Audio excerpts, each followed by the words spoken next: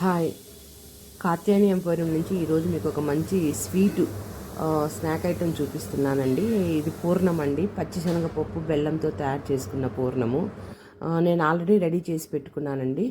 గోధుమ పిండి అండి, మామూలుగా మనం చపాతీకి ఎలా కలుపుకుంటామో కొంచెం ఆయిల్ కొంచెం సాల్ట్ వేసి గోధుమ పిండిని కలుపుకొని చిన్న చిన్న ఉండలు చేసుకొని ఇలా చిన్న చిన్న పూరీలు తయారు చేసుకోవాలా.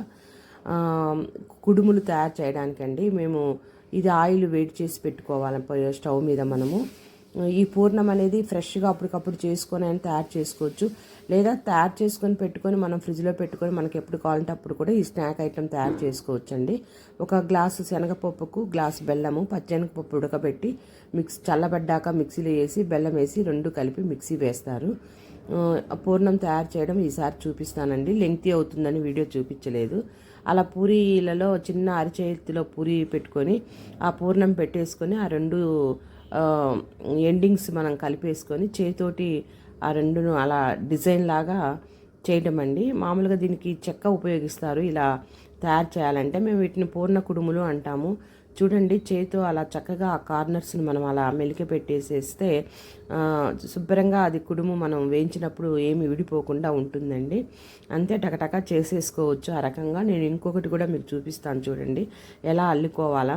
ఇది నేను మా అవ్వ దగ్గర నేర్చుకున్నానండి. ఎప్పుడో నేను చిన్నగా ఉన్నప్పుడు, నేను 10th క్లాస్ చదివేటప్పుడు ఏమో మా అవ్వ చేసేది, మా అవ్వ దగ్గర నేర్చుకున్నా. అప్పటి నుంచి ఇప్పటి వరకు కూడా నేను ఎప్పుడైనా స్వీట్ తినాలనిపిస్తే ఈ స్నాక్ ఐటెం తయారు చేస్తుంటానండి. చాలా బాగుంటుంది, హెల్తీగా కూడా ఉంటుంది పిల్లలకు కానీ పెద్దవాళ్ళకి కానీ. పచ్చెనగపప్పు బెల్లం కాబట్టి ఇందులో మేము మైదా ఉపయోగించమండి, ఓన్లీ గోధుమ పిండితోనే తయారు చేస్తాం ఈ కుడుములు. మైదా అసలు ఇంట్లో ఉండదు మాకు. ఈ రకంగా టకటక మనం అలా చేతితోటి మెలికలాగా చేసేసి ఆ ప్లేట్లో పెట్టేటప్పుడు కొంచెం అడుగున పిండి అలా చేతికి అద్దుకొని పెడితే స్టీల్ ప్లేట్లో అతుక్కోకుండా ఉంటాయి. మనం అన్నీ చేసినాక వేడి చేయాలి కదా, అప్పుడు కింద ఏం అతుక్కోకుండా ఉండటానికి ప్లేట్లో కొంచెం అట్లా పిండి చల్లుకోండి, లేదా అలా తీసినప్పుడు కొంచెం పిండి పూసి ప్లేట్లో పెట్టేసుకోవచ్చు. అలా నూనె వేడి అయిన వెంటనే ఆ రకంగా మనం కుడుములు వేసి వేయించేయచ్చండి. నూనెలో బాగా వేగుతాయి, మంచిగా వెంటనే వేగుతాయండి. గోధుమ పిండి మనకు ఫస్ట్ కొంచెం మెత్తగా ఉన్నట్లుంటుంది, కానీ కొంచెం ఎక్కువ కరకరలాడకపోయినా కూడా బాగానే ఉంటున్నాయండి. ఒక 2-3 రోజులు నిల్వ కూడా ఉంటాయి బయట ఈ కుడుములు. ఎక్కడైనా మనం జర్నీస్కి వెళ్ళేటప్పుడు కూడా మనం చేసుకోవచ్చండి ఈ కుడుములు.